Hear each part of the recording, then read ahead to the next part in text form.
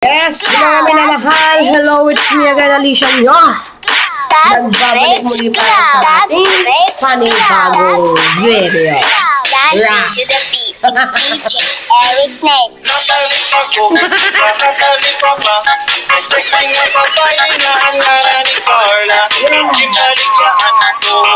on, guys.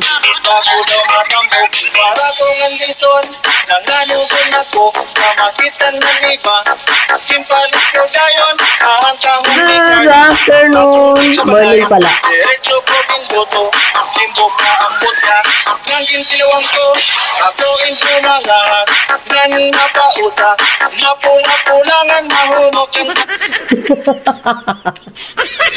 Ay, nako. Exercise muna tayo. Well, na-miss natin mga minamahal yung dati nating gawain na sumasayaw tayo. So, dahil nga po nasa hot seat, ito nga pong CIS ni Erwin Tulfo, abay nagsalita na pala noon, noong taong 2000 October, itong si Manny Pacquiao, nung siya po ay isang chairperson ng isang committee. Sabi ni Lolo mo, Dudong mo Manny, yan, basahin natin yan, sabi niya dyan, Pacquiao vows probe into alleged overpriced slope flood control project in Benguet. Uy, grabe to mga minamahal. Benguet, Alam nyo, yung corruption talaga dito sa Pilipinas, talagang sobrang lala na, no? To the point na yung inaasahan nating mga public servant na maglilingkod sa mamamayang Pilipino, abay sila pa talaga yung number one dito nga po sa mga anomalya. Syempre, always dyan yung nakikinabang palagi mga politiko. O ngayon naman, pumalo na po sa balita, overpriced slope at flood control projects dyan sa Benguet. Kinontent ko yan sa inyo kahapon mga minamahal yung pinag-uusapan. Diba? Pastingyawa. Nasaan ba yun? Ay, ilagay ko na lang dyan. Yan. Diba? Na itong CIS ay nasa list ng mga flood control. Ang tanong, iimbestigahan kaya itong si Lolo mo Erwin Tulfo, 'di ba? At alam nyo, yung overpriced and overpriced slope at flood control projects dyan sa Benguet mga minamahal, kaninong termino ba yun nangyari? Walang iba kundi sa termino ng CIS dito nga po kay Eric Yap. Ay, Eric Yap, baka parang naging si Mark Villar ka na. Bawal yung tahimik dito. Diba? Bawal yung tahimik dito. Alam nyo, kung tutusin, dapat protektado ang buhay ng mga taga-Benguet. Dapat pinoprotektahan ninyo. Pero bakit parang ang pinoprotektahan nyo dito ay yung mga bulsa ninyo? Tanong lang po. Diba? Kasi bumisita noon itong si Lolo mo Mayor Manny Pacquiao dyan sa Benguet.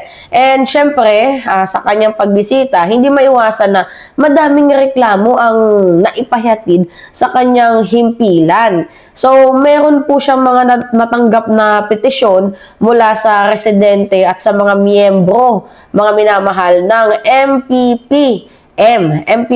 Ano ba yung MPPM? Manny Pacquiao for President Movement.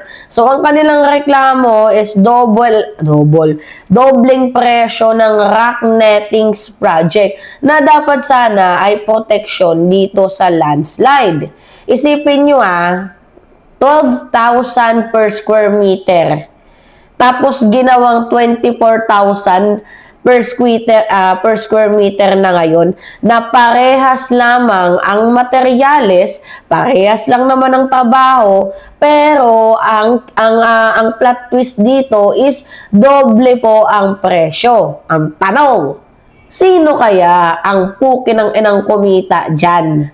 Mga kababayan, sobrang linaw naman siguro no, na yung timeline. Ang mga proyektong ito na fund noong 2021, panahon na itong si Eric Yap ng ACT-CIS ang caretaker ng Benguet, hindi lamang po ito ang unang beses na nadawit itong si Yap. Noong December 2020, do you remember din mga minamahal na mismong si dating Pangulong Rodrigo Duterte ang nagbanggit ng pangalan niya kasama ang iilang congressman na may link umano sa katiwalian o sa sinasabi rin ni Duterte na walang hard evidence, pero kung iisipin ninyo, iilang beses nang lumutang ang pangalan niya sa issue ng korupsyon. Hindi po yan coincidence, mga minamahal.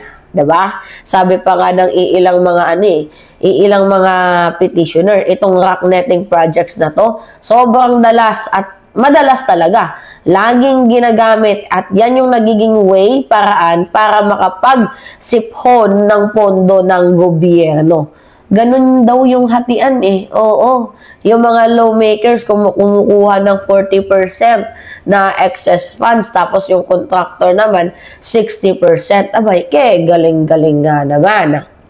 Ang tanong, iimbestigahan kaya dito itong si Erwin na kung tutuusin, dapat proteksyon ang proyekto para sa para nga po dito sa ilalim ng ACT-CIS caretaker na protection to sa mamamayang Pilipino. Pero ang nangyayari, naging protection lamang ito ng mga bulsa ng mga nakaupo. 'Di ba? O, tandaan natin mga minamahal, habang kumakapal po ang bulsa ng mga politiko, may mga pamilyang nawawasak, merong mga pamilya na nayuyurak nung bumagsak yung ano yung typo na bumagsak noon? Typong Maring. 'Di ba? May mga namatay dahil sa landslide. Isang pamilya nga, 3 bata, sabay-sabay nawala. Ano ninyo yung balitang 'yon? Natatandaan pa ba ninyo yon, di ba? Kung maayos lang sana ang slope protection, kung hindi sana na-divert ang pera, baka hindi ganon kalaki ang pinsala. Ewan ko ba, ba't ba may mga ganitong klaseng public servant, mga minamahal, na instead na magpaka-public servant, abay mas inuna po yung kanilang mga sariling bunsa. Kaya yun nung sinabi ni Senator Manny Pacquiao yung kanyang stand bilang chairperson ng Senate Committee on Public Works before, 'di ba? Talagang dapat paimbestigahan niya ito. At dapat lang, 'di ba, para malinaw kung nasaan napunta ang pondo. Pero you know what? Dahil medyo malakas-lakas ba ang kapit? Parang walang malinaw na resulta. At kung meron mga malaking public work funds, bakit ganito pa rin ang sitwasyon sa Benguet? Diba? Tumutulo laway natin, Mabango naman laway ni Mima, diba? So, isa lang yung malinaw dito. Tandaan ninyo. Sa ilalim ng ACT-CIS, dito nga po sa pangangalaga ni Eric Yap, nagkaroon ng proyekto pero overpriced. Nagkaroon ng pondo pero walang epekto. Nagkaroon ng flood control pero baha at landslide pa din again and again ang naging resulta. Hindi ba ito malinaw na ebidensya ng katiwalian? Tatahimik lang ba tayo? Hanggang ngayon nga din, meron pa tayong mga certainly katanungan. Hahayaan lang ba natin ang ACT-CIS na magpatuloy? Diba? Na makinabang sa pawis at buwis ng taong bayan? 'Di ba? Kailangan dapat dito merong makasuhan.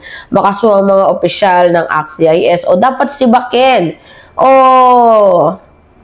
Pwede ring patahimikin, 'di ba? Yung mga taong to, patayin. Patahimikin sila sa kulungan.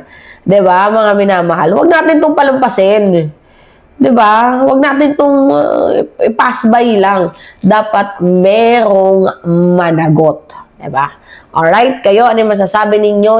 Yes, it's me again, mga minamahal, Alicia nyo, at nagbabalik muli para sa ating panibagong video. Yun lamang po at ingat, mga kababayan.